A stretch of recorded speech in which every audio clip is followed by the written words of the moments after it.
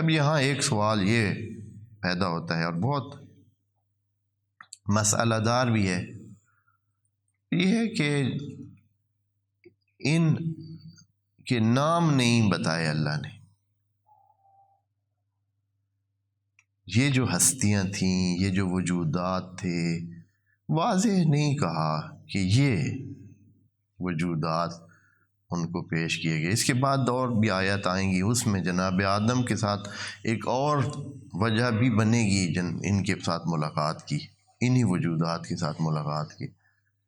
ادھر بھی نام نہیں بتایا، نام سامنے اللہ نے ذکر نہیں کیا. ہم بھی اسی وجہ سے بلا وجہ ہم مصادیق ڈھونڈنے کی کوشش نہیں کرتے ہیں. تفسیروں میں لکھے ہوئے ہیں، بعض تفاسیر میں اور بہت ساری تفاسیر میں، یعنی ہر طرف کی تفاسیر میں نام یا جنرل نام تو فکس نام ہوتے ہیں. جنرل نام یعنی جیسے نبی کریم کی ذات مثلا ایک کا ذکر کیا جائے کہ ان کی ذات کی نورانی وجود دکھایا گیا، یا ان سے مربوط باقی انبیاء کے بارے میں تو ایک کلی کہا گیا کہ انبیاء اور رسل اور صالحین، اور بعض نے نام تک ذکر کیے ہوئے. لیکن ہم ذکر نہیں کرتے ہیں. ہم بھی ذکر اس وجہ سے نہیں کرتے ہیں کہ قرآن نے نہیں مناسب جانا، ذکر نہیں کیا، تو ہمیں بھی کوئی اتنی ضرورت نہیں ہے.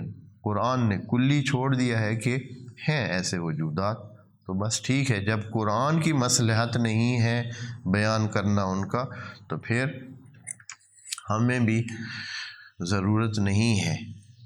اور وہ مصلحت میں عرض کرتا ہوں کہ کیا ہے، ہم کیوں نہیں بیان کر رہے اور قرآن نے کیوں نہیں بیان کیا؟ دونوں کی مختلف وجہ ہے. ہم اس لیے نہیں بیان کرتے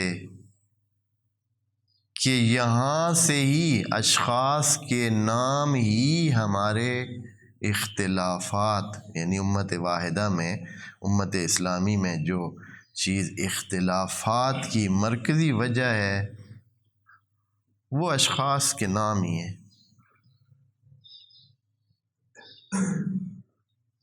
جدھر بھی لے لیں یہاں سے ہی شروع ہوتا ہے. اگر صرف دین لیا جائے، یعنی توحید، رسالت، قیامت، اس میں اختلاف نہیں ہے. قرآن، کعبہ، اختلاف نہیں ہے. نماز، روزہ، اختلاف نہیں ہے. حج، زکوٰۃ، اختلاف نہیں ہے. وعلیکم السلام. جہاں سے جھگڑا شروع ہوتا ہے، جہاں سے رولا بنتا ہے، وہی شخصیات. جب شخصیات درمیان میں آتی ہیں تو پھر وہاں سے آگے جھگڑا شروع ہو جاتا ہے. اس لیے اللہ نے، یعنی ہم اس لیے ذکر نہیں کر رہے ہیں کہ خام خواہ کیا ضرورت ہے. ہم کلی بات جو قرآن میں موجود ہے وہی بات کرتے ہیں اور آگے چلتے ہیں. اور اللہ تعالیٰ اگر بیان کر دیتا تو پھر کیا تھا؟ وہ بیان کر دیتا تو پھر تو جھگڑا کم ہوتا، پھر جھگڑا تو نہیں ہونا تھا. بیان کر دیتا بھئی یہ مراد ہیں، یہ ہیں، تو بہت اچھا واضح ہو جاتا. تو اللہ نے اس لیے نہیں بیان کیا کیونکہ جن کی اتنی قدر و قیمت زیادہ ہے کہ وہ فرشتوں کی پہچان اور فرشتوں کی رسائی سے بالاتر ہیں اپنے اس اصلی نورانی وجود میں، تو اگر ان کے نام یہاں اللہ تعالیٰ ذکر کر دیتا تو پھر انسانوں کا ان کے مقابلے میں کیا رویہ ہوتا؟ انسان محسوس گرا ہے، محسوسات کی طرف اس کی رغبت بے حساب ہے. اللہ جو کہ پورے جہان میں موجود ہے لیکن انسان اس کو محسوس نہیں کرتا ہے تو وہ اس کو نظر نہیں آتا ہے، لیکن اس کے مقابلے میں افسر، اس کا بڑا، اس کا آس پاس، وہ اس کو نظر آتے ہیں.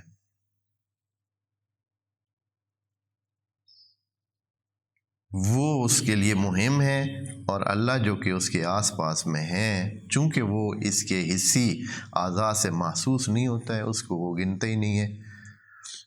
ایک چھوٹا سا بچہ اس کو دیکھے تو وہ گناہ نہیں کرتا ہے اس کے سامنے.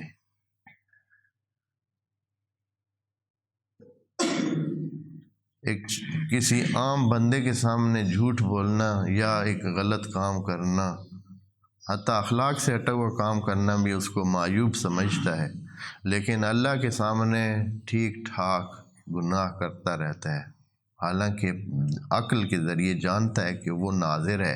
قرآن میں بار بار کہا ہے کہ ہمارے بندے آپ کے آس پاس میں موجود ہیں جو لکھ رہے ہیں۔ بس انسان جو ہے نا اتنا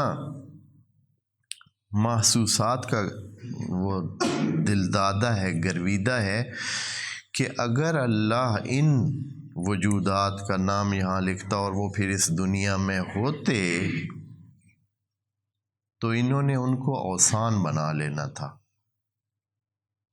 وثن بنا لینا تھا۔ وثن یعنی ایسی چیز جو جس کی عبادت کی جائے، جس کو مانا جائے، دل و جان سے مانا جائے اور اس کی عبادت کی جائے اور وہ خدا بھی نہ ہو۔ اور یہ چیزیں قرآن میں پیش کر کے اللہ نے یہ سابقہ، کیونکہ پہلے یہ پیش آ چکی ہے۔ جناب عزیر کا قصہ اسی قرآن میں موجود ہے، جس میں جناب عزیر کو 100 سال موت دے دی گئی، اور موت کے بعد پھر ان کو کیا کیا گیا؟ زندہ کیا گیا۔ جب وہ واپس گاؤں میں زندہ ہو کر گئے تو ان کا دوسرا بھائی ان سے 100 سال بڑا تھا اور وہ 100 سال چھوٹے تھے۔ تو مخلوق کو پتہ چلا، ان سے پوچھا گیا کیا ہوا، تو کہا کہ میں گیا تھا ادھر اپنے گدھے کے ساتھ ادھر اور پھر واپس آ گیا ہوں۔ تو وہ جو ہے انہوں نے کیا کہا، ہاں بس اس دن سے انہوں نے کہا کہ یہ تو خدا دا پتر ہے، یہ اللہ کا بیٹا ہے، اس لیے کہ کبھی دنیا سے گیا ہوا بندہ آج تک اور کوئی واپس نہیں آیا۔ یہ جو واپس آ گیا ہے، مر کے واپس آ گیا ہے، تو اس کا مطلب ہے یہ اللہ سبحانہ کو کچھ لگتا ہے، اور کون ہو سکتے، بیٹے ہی ہو سکتے ہیں جی۔ تو انہوں نے، یہود نے کہا کہ عزیر ابن اللہ، قرآن کی آیت میں موجود ہے، جناب مسیح عیسیٰ ابن مریم وہ آئے، اللہ نے تھوڑا سا ان کو کیا دیا، ایکسٹرا آرڈنری انداز میں ان کو کچھ ان کی پیدائش سے ہی ایسے آثار ان کے حوالے کیے کہ وہ عام انسانوں سے بڑھ کر، ابھی کچھ دنوں کا بچہ ہے، وہ بول رہا ہے، کہہ رہا ہے کہ میں نبی ہوں، میرے پاس کتاب ہے، میں یہ ہوں، میں وہ ہوں، اس طرح ہوں، اور نماز کا حکم لے کر آیا ہوں۔ پھر یہ ہے کہ مردہ کو زندہ کرنا بھی ان کے بس میں، جو شفا ویسے نہیں جن کو مل سکتی اس وقت کے مریضیاں جو تھی، بیماریاں تھیں، ان کو شفا بھی وہ دیتے تھے اپنے ہاتھ سے۔ تو جب یہ حالات ان کے دیکھے تو وہ حس گرا انسان کو کیا نظر آیا کہ نہیں بھائی، یہ ہو نہ ہو یہ بندہ خدا ہے یا خدا کا بیٹا ہے، چونکہ خدا تو موجود ہے اور بس یہ حتماً خدا کا بیٹا ہے۔ بس یہ جب حالات انسانوں کے ہیں تو اس حالات میں قرآن میں اس قسم کی شخصیات کا ذکر کر دینا، تو اس کا کیا نتیجہ نکلنا تھا؟ یہی نتیجہ نکلنا تھا کہ کیا مان لیتے لوگ، انہی کو ہی پرستش کرنا شروع کر دیتے، انہی کو ہی ماننا شروع کر دیتے، انہی کو ہی خدا ماننا۔